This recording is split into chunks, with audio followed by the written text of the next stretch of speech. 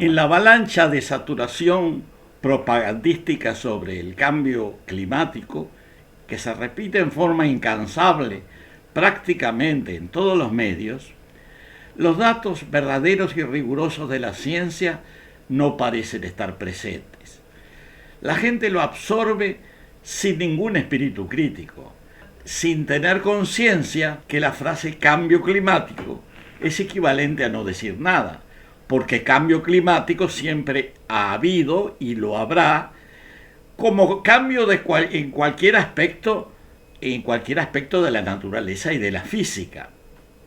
Es equivalente a no decir nada. Se argumenta que este supuesto cambio, que hace un par de décadas era denominado calentamiento global y actualmente empieza a ser nombrado como crisis climática, es un cambio poco menos que inevitable, porque los seres humanos no se han puesto de acuerdo en combatirlo. Este cambio o crisis climática es una campaña que ha convencido a la mayor parte de los decisores políticos a nivel mundial. Jefes de Estado, algunos de ellos muy bien intencionados, han incorporado este tema como objetivo central, sin pensar demasiado en el carácter verdadero o falso o exagerado, y en todo caso el carácter no muy riguroso de las afirmaciones. En general, el argumento base es que el cambio se está produciendo debido al aumento de CO2, o sea, dióxido de carbono, en la atmósfera. Y en esa afirmación está la incertidumbre. La influencia del aumento del dióxido de carbono en la dinámica atmosférica está lejos de ser confirmada. Hay que recordar que este compuesto, el CO2, es un compuesto cuyo contenido es absolutamente marginal, con 0,04 de la atmósfera, y que ha aumentado tan solo ligeramente en los últimos años, pero que se mantiene en niveles muy bajos, sigue siendo el 0,04%. Este 0,04% es apenas suficiente para que la función fotosintética de las plantas se lleve a cabo, pero con efectos absolutamente menores en la dinámica atmosférica. Basta recordar que los porcentajes geológicos de dióxido de carbono han sido muy superiores en varios periodos de la historia geológica y no parece haber afectado mayormente el desarrollo de la vida. En este video vamos a continuar desarrollando este tema y denunciando las campañas absurdas y despojadas de todo sentido lógico que ocupan con mucha frecuencia casi todos los medios de comunicación a nivel global. Las campañas de saturación mediática previniendo al mundo acerca de un cambio climático que incendiaría el planeta e inundaría las costas dan la impresión que son reacciones colectivas que reflejan una vieja historia de dogmatismo religioso disfrazado de ciencia. Este dogmatismo pseudocientífico, que en cierta medida, paradójicamente, tiene origen bíblico, parece postular que la humanidad es culpable por definición. O sea, nacimos con culpa. Y por supuesto, dado que somos culpables, solo por no haber nacido humanos, siempre hay que buscar algún motivo para justificar esa supuesta culpabilidad. En el fondo, es una ideología que sostiene que seguramente somos y seremos culpables de las próximas catástrofes que se avecinan, ya sea por consumir demasiado o por consumir demasiado poco, por utilizar la tecnología moderna o no utilizarla. No hay marcha atrás. Hasta las flatulencias de los vacunos están contribuyendo a concretar ese destino perverso. Aunque parezca mentira, en este caso, los orates de las burocracias mundiales y académicas terminaron adjudicando la culpa al CO2, al dióxido de carbono. Nada menos que al CO2, al dióxido de carbono, que es el nutriente más importante del planeta, el compuesto de la vida, el alimento de las plantas e indirectamente nuestro alimento. No solo esta nueva religión disfrazada de ciencia y con las falsas banderas del ambientalismo, diría más bien el pseudoambientalismo, transformó al dióxido de carbono en el objeto de nuestras culpas.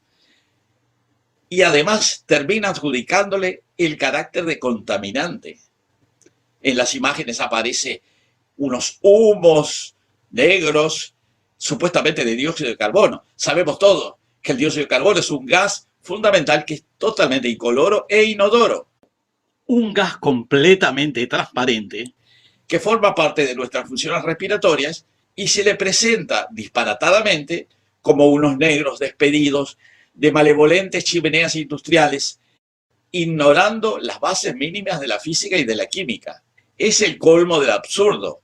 No sé si los seres humanos como especie somos culpables de algo, y ni siquiera sé si la culpa como tal existe en el mundo natural, pero lo que sí sé que nuestra hipotética responsabilidad en el incremento del CO2 en la atmósfera está invirtiendo los términos de la realidad.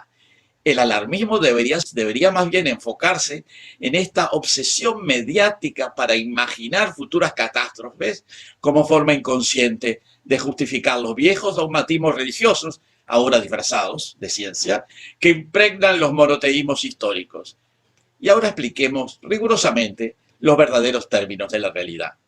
En la actualidad, el dióxido de carbono representa apenas un 0.04% de la atmósfera terrestre. Es realmente muy poco. Sobre todo si consideramos que el carbono es el cuarto elemento más abundante en el universo después del hidrógeno, del helio y del oxígeno. También es muy poco si lo comparamos con las atmósferas de los planetas interiores, Venus y Marte, donde el CO2, el dióxido de carbono, constituye más del 95%, o sea, 2.375 veces más que la atmósfera terrestre.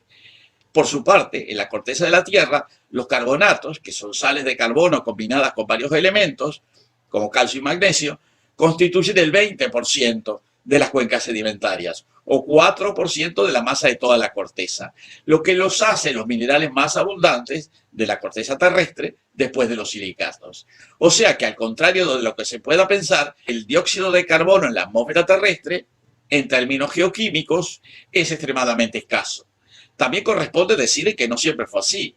Originalmente, hace 4.500 millones de años, el CO2 era el gas predominante en la atmósfera terrestre primitiva, probablemente con niveles superiores a 95%. Ese CO2 fue absorbido por cianobacterias, fitoplancton y plantas terrestres a través de la fotosíntesis e incorporado por los organismos marinos para sus esqueletos y caparazones y depositado en el fondo de los mares como fangos calcáreos. Estos fangos calcáreos, a través de procesos de compactación, se transformaron en rocas carbonatadas, como son las calizas y dolomitas, que son muy abundantes en los sustratos geológicos terrestres, alcanzando, como decía anteriormente, el 4 o 5% de las cuencas sedimentarias. Esta disminución perjudicó a los organismos fotosintéticos, las cianobacterias, que son las más primitivas, las algas pluricelulares y las plantas en general, que debieron adaptarse a niveles extremadamente bajos de CO2.